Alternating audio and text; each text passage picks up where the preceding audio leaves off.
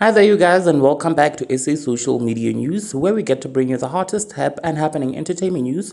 Please do not forget to like, share, and subscribe if you haven't done so. Today, people are gathered at the memorial service of Ricky Rick, and Cassper nyovest got to pay tribute to his friend and also clear the air on their beef. Here's the video, you guys. Rocka, rocka, rocka, rocka. Rocka, rocka, rocka, rocka. Rocka, rocka, rocka, rocka. Rocka, rocka, rocka, rocka. Rocka, rocka, rocka, rocka. Bad man, no waste time. We no flex, we no waste man. Snapchat, no waste time. Rocka, rocka, rocka, rocka. Rocka, rocka, rocka, rocka. Rocka, rocka, rocka, rocka. R.I.P. Ricky Rick. I love you guys.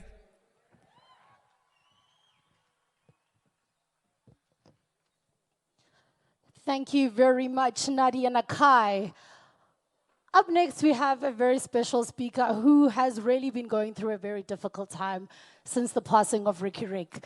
I think we all heard Sizwe Lomo share briefly about how things transpired between the relationship between our next speaker and Ricky Rick. But I think the most important thing to remember is that Ricky loved everybody. And this man and Ricky shared a very, very special relationship. So, ladies and gentlemen, up next to the stage, we're gonna welcome rather the artist of the decade in South African hip hop, a true giant himself, and somebody that we all have a lot of love and respect for.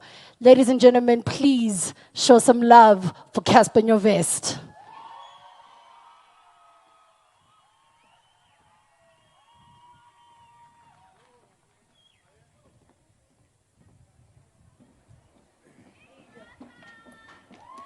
Dumelang, the guy. I'd like to greet firstly Ricky's family, secondly his fans, and everyone who put this together.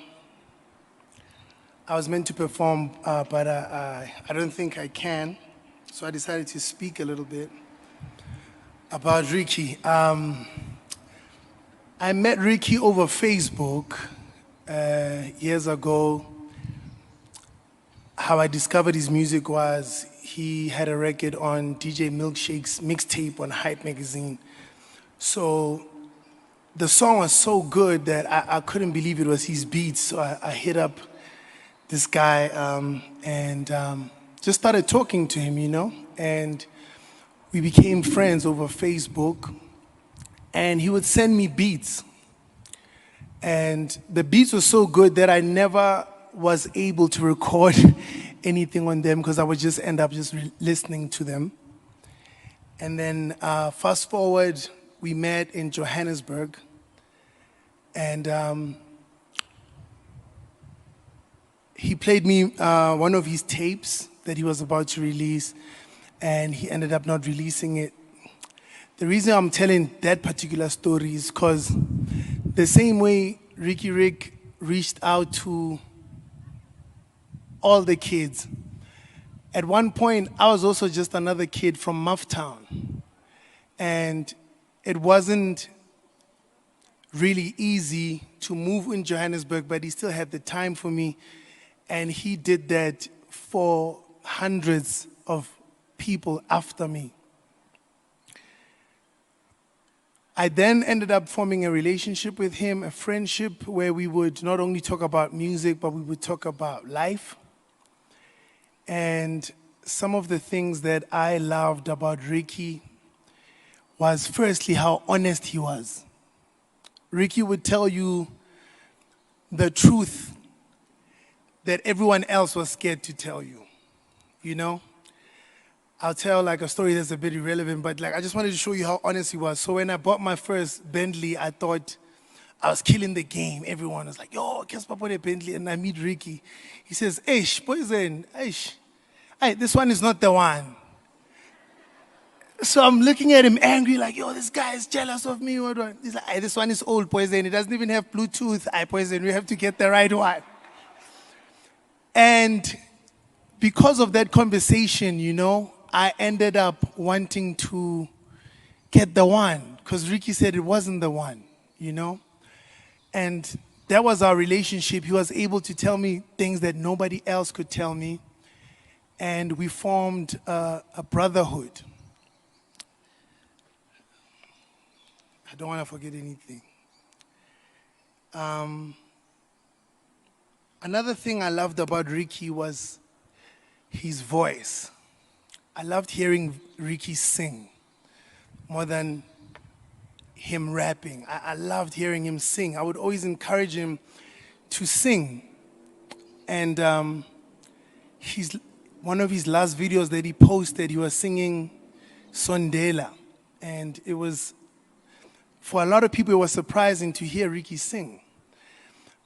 But me and him were not on the greatest of terms, even though we were speaking. And one of the things I regret was that I wasn't able to tell him how much I loved that video and how much I loved hearing him sing again. Ricky was my idol. Ricky was everything I wanted to be. And I never got to share that enough, you know? One of the things I never told him, because I don't know if it's toxic masculinity or working, but I really thought he was such a beautiful man. Am I lying? Ricky was so handsome that even as a guy, you would have that thought, but the bro is too much.